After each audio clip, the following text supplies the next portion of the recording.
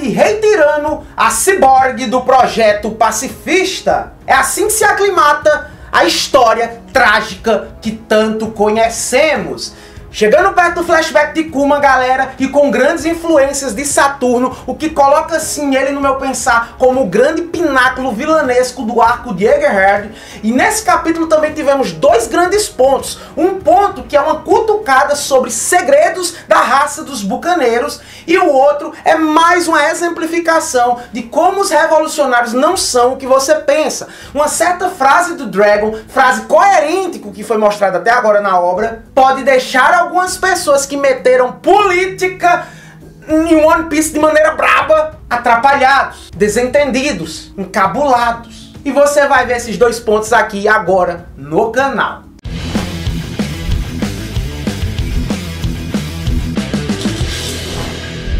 Olá galera, eu sou o Adinho Tassiano, seja bem-vindo à Zona OP. E galera, o começo do capítulo é um incêndio na área sul do reino de Sobete, provocado pelo rei o ex-rei, né, o Bekori, que viu meio ao mundo uma tática parecida como essa, executada por uma ilha na parte leste do mar. É no West Blue, né, galera? E essa ilha é o reino de Goa, onde geral lá da zona periférica, geral mais pobre, estava sendo queimada para higienizar a ilha e deixar só a elite. Pia, o rei otário quer fazer a mesma coisa aqui, quer queimar a velharada toda e deixar só os nobres, só aqueles que vão babar ovo de terem um bito. Isso deixa o Kuma no ápice da ira, ele confronta o rei, e eu gosto muito do embate contra a autoridade que a gente tem na relação dos dois. O rei diz, se você me atacar, você será um criminoso, e o Kuma não perdoa quem trata a vida dos outros como lixo. A gente vê no semblante do Kuma uma drástica fúria, e ele colapsa o reino com a sua palmada atômica. Um tapa na gostosa. Após executar o rei Bekori na mãozada, nem tão bem executado assim, o Kuma vira o rei de Sobete, o rei verdadeiro, porque simbolicamente ao público, o rei assim, que administra, que toma as decisões, é o rei Bulldog, que é um velhão lá, tal, que ainda tem a mãe que é mais velha ainda, e que a mãe é quem a Bonnie se transforma lá em Mary Joss. Pois é, Kuma é o verdadeiro rei, toma as decisões, mas aqui, para fins das aparências, é o Bulldog, já que Kuma é um criminoso. Não só isso, por que danado o Kuma foi um criminoso se o próprio rei foi escoltado pela própria população da ilha? Bom, nos jornais o Kuma aparece como responsável do incêndio, da tirania, e recebe o epíteto de Rei Tirano. Olha essa merda aí que o governo fez. E do nada, galera, enquanto Kuma tá falando lá com o Bulldog, com a galera, passa aquela mulherona de cabelo rosa correndo, os peitão já. Como assim? Bonnie crescida? Bonnie grande? Bonnie de 24?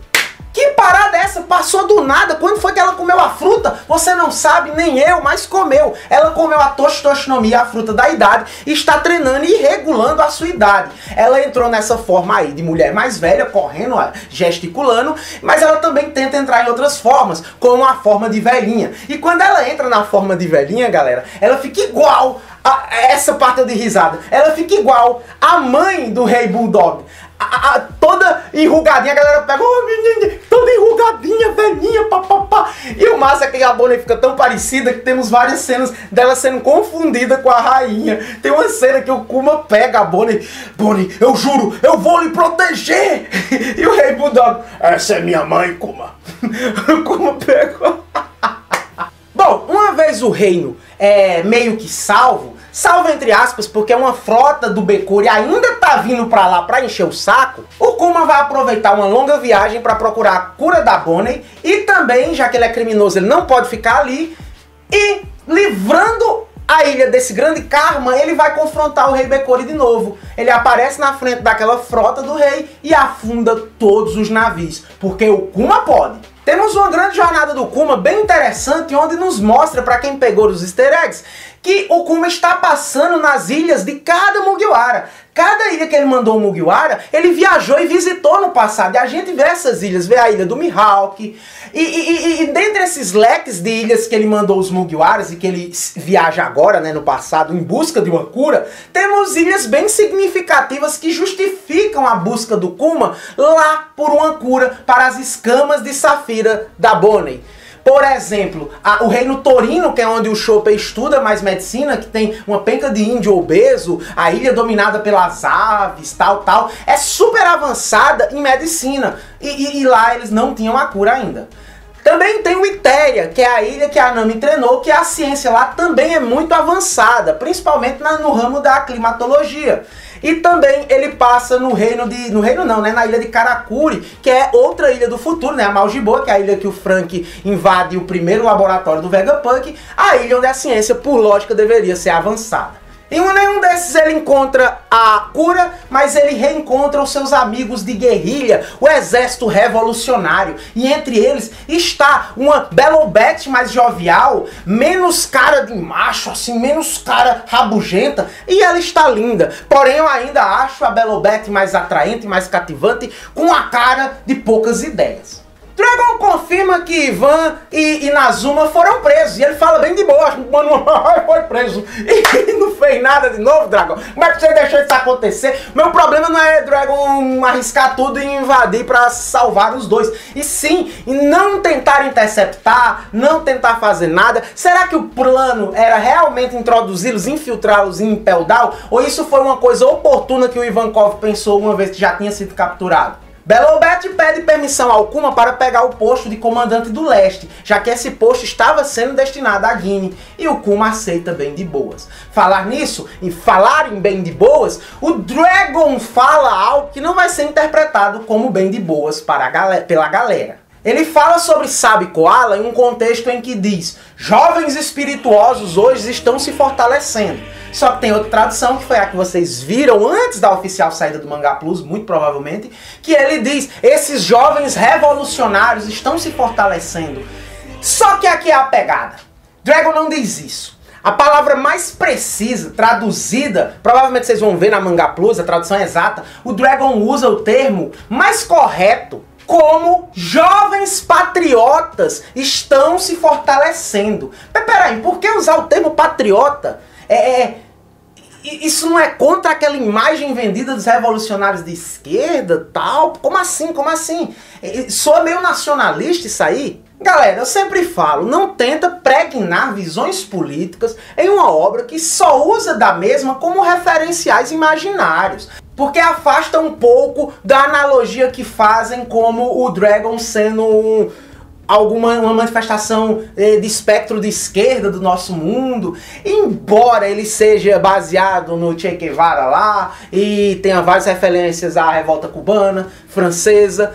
Aqui a sua índole está baseada em um contexto muito particular, um contexto que diz respeito apenas ao Japão, galera. Mesmo sendo um exército revolucionário, o Dragon usa a palavra Ishin, se eu não me engano é Ishi, ou é Shishi? É Shishi, que é um termo diretamente relacionado à relação do Japão e à Europa na era Bakumatsu, migrando para o Japão ascender para a era Meiji. Isso é um contexto muito particular em um Japão abrir e permitir que as armas da Europa entrassem, as tecnologias da Europa entrassem, e além de se relacionar diretamente com o mundo aberto, tanto comercialmente, tanto capitalmente, quanto através de incorporar alguns e perder alguns dos seus costumes. E o pior é que essa visão é uma visão imperialista. Eu acho que a galera vê muito em Samurai X como isso é reverenciado. Lá é um bom documento histórico. Essa palavra Shishi, vocês podem ver como traduzida. Essa palavra Shishi era utilizado para aqueles que apoiavam o imperador. Então, por que o Dragon chama o seu exército revolucionário, os seus garotos que estão se fortalecendo, de Shishis? Porque ele chama como se eles fossem apoiadores de um imperador. É porque o Dragon não está lutando contra o sistema. Ele está lutando diretamente contra os Tenryubits, contra quem está no topo. Quando o Dragon vencer a guerra dos Tenryubits, o mundo de One Piece continuará do mesmo jeito, com monarcas liderando ilhas específicas, com o sistema de um governo mais centralizado, ditando, ou pelo menos acordando sobre o restante do mundo. Isso de forma harmônica e não tirana, mas ainda assim é um sistema que vai continuar sendo monárquico. O exército revolucionário nunca foi contra os reis. E eles sempre falaram isso na obra. Esse é o perigo de subscrever o que a obra fala por perfis políticos do nosso mundo ou por ideais muito radicais que a pessoa acredita e projeta em One Piece de forma bastante literal. O cara se arrebenta, o cara atrapalha a própria leitura, o cara passa a leitura de forma equivocada. O ideal dos revolucionários não é tão parecido com ideias ocidentais de revoltas, movimentos de esquerda.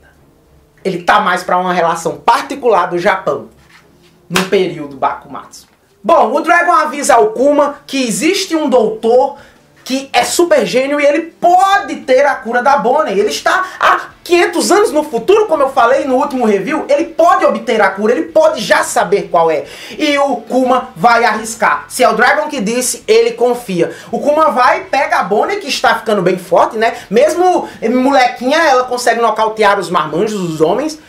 E essa é a chance perfeita para encontrar o Vegapunk. Porque, como houve um incidente em Punk Hazard, lá por culpa do Caesar, o novo laboratório do Vegapunk foi transferido para o Novo Mundo e vai ser a futura Egghead. Só que, por enquanto, está pouco construída e com pouca segurança. Isso permite o Kuma ir até lá e se encontrar definitivamente com o Vegapunk. Ele leva dentro de um barril a Bonnie, pergunta sobre a cura. O Vegapunk diz: sim, eu tenho a cura para sua filha. Só que custaria muito dinheiro. Mas ao saber que ele tem sangue dos bucaneiros, ele interpreta o Kuma como a raça perfeita para ser clonada e alimentar ou criar o seu projeto chamado pacifista. Soldados gigantes com o rosto do Kuma que atirarão lasers, obliterarão piratas e com seu corpo muralhesco irão barrar e bloquear balas que atingiriam pessoas inocentes. Esse é o plano do Vegapunk. E ele diz que se o Kuma se entregar para esse projeto, ele fará a cura da menina de graça. Sim, o Kuma estava preocupado com ser usado esse projeto aí de clones em guerra, mas depois do Vegapunk dizer que é tudo pelo bem da população, o Kuma super topa. E aqui está o segundo ponto que eu queria falar do capítulo.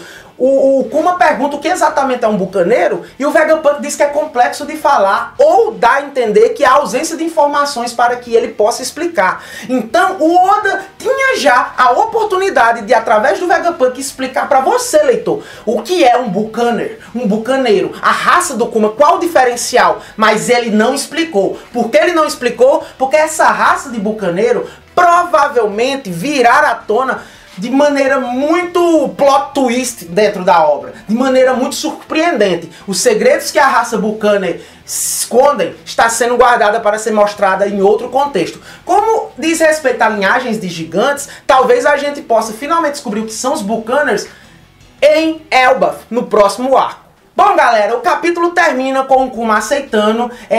O Vegapunk diz: você é um santo, porque o Kuma fala: se eu puder salvar várias pessoas com esse projeto, ter nascido terá valido a pena. Então, esse é o prazer do Kuma. A existência dele fará sentido no momento que esse projeto salvar pessoas. Vegapunk diz que ele é um santo e ele diz: não, eu sou um pacifista. E esse é o nome do projeto, Projeto Pacifista. Só que o Saturno está escutando essa reunião, essa conversa. Vegapunk, armas são medidas pelo número de pessoas que elas podem matar. Você é muito inocente. Eu tive uma ideia. E lá vai esse velhote meter o dedo. Lá vai esse velhote cagar o Kuma. Lá vai esse velhote tirar a alma, a humanidade do Kuma. Se intrometer no projeto do Vegapunk. A desgraça é toda culminada no Saturno. Saturno é o culpado. E o rancor que o Saturno tem e traz pra trama alimenta muito esse senso de que a Bonnie tem que se vingar. Ou a Bonnie tem que ver esse velho cair na frente dela. O arco de Egghead, não importa se tem um almirante. O vilão, o antagonista, o algoz da parada toda é o Saturno. O Saturno tem que cair. E a maneira que ele vai cair, eu acho que eu sei exatamente como torná-la épica, como torná-la epopeica. E eu vou falar num vídeo sobre o final do arco de Egghead. Antes de terminar, eu já vou entregar o final pra você. Então se liga no canal que eu vou dar esse spoiler teoria muito em breve aqui. Eu acho que essa semana eu já solto o vídeo. Galera, ficando por aqui, um forte abraço a todos vocês e valeu!